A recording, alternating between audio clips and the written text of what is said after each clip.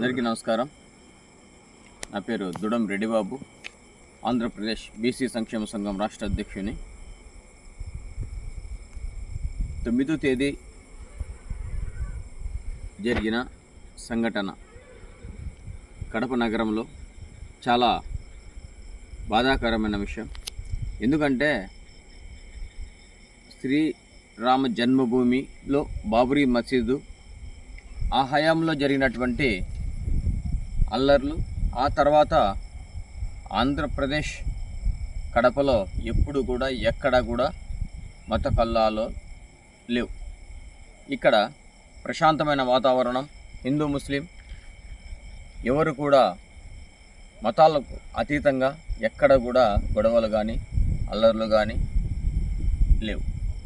మరి ఇప్పుడు ఎందుకు వచ్చాయి? ఎంఐఎం పార్టీ అలీ అనే వ్యక్తి దీనికి ఆజ్యం పోశాడు.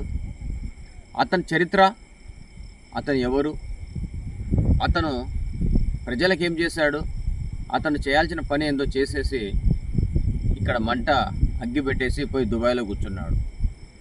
మరి ఇలాంటి వాళ్ళని నమ్మి మీరు హిందువులపైన రాళ్ళు వేశారు.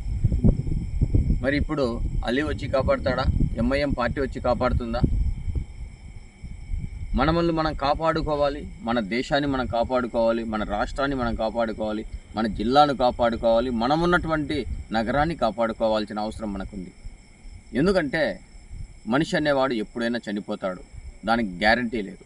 ఉన్నన్నాళ్ళు కుల మతం అతీతంగా సుఖ సంతోషాలతో ఒకరి మతాన్ని ఒకరు గౌరవించుకుంటూ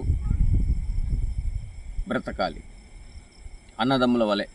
మరి ఈరోజు ఆ టిప్పు సుల్తాన్ అని సర్కిల్ అని అధికారికంగా ఇవ్వలేదు, అలాగా ఎవరికి చెప్పలేదు. మరి ఈ విషయం పైన అక్కడ ఏఐలో ఒకటి క్రియేట్ చేసేసి ఫేస్బుక్, ఇన్స్టాగ్రామ్లో పెట్టేశారు. దానికి హిందువులు కూడా బ్యానర్లు వేశారు, సర్కిల్ అని. మహా అంటే ఒక 2-3 రోజులు ఉంటాయి సరిగా బ్యానర్లు, హనుమాన్ సర్కిల్ అని.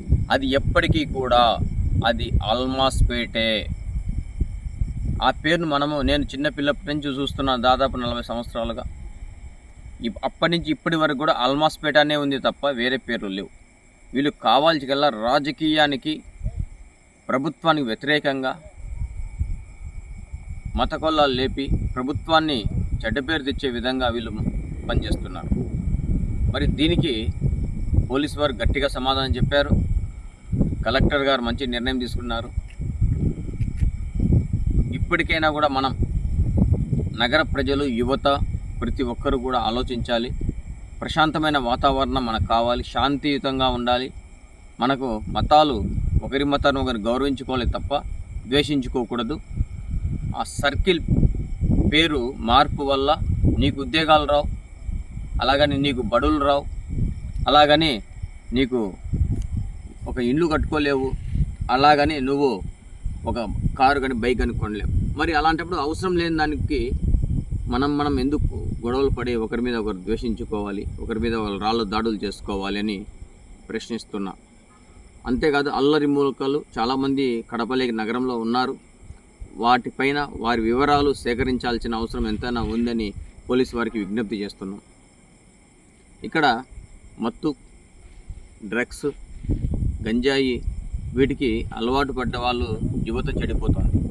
వాటిపైన ఖచ్చితంగా మన ఎమ్మెల్యే కావచ్చు, లేదా పోలీసు వారు కావచ్చు, కలెక్టర్ కావచ్చు, ప్రభుత్వం కావచ్చు, వారిపైన కఠినమైన చర్యలు కూడా తీసుకోవాలని కూడా మీ అందరినీ మేము వేడుకుంటున్నాను. కడప నగరం ఎంతో ప్రశాంతంగా ఉండేందుకు మనందరం కూడా మన వంతు మనం ప్రయత్నం చేయాలని కూడా నగర ప్రజలను పిలుపునిస్తూ అందరికీ నమస్కారం. Thank you. సెలవు తీసుకుంటున్నాను.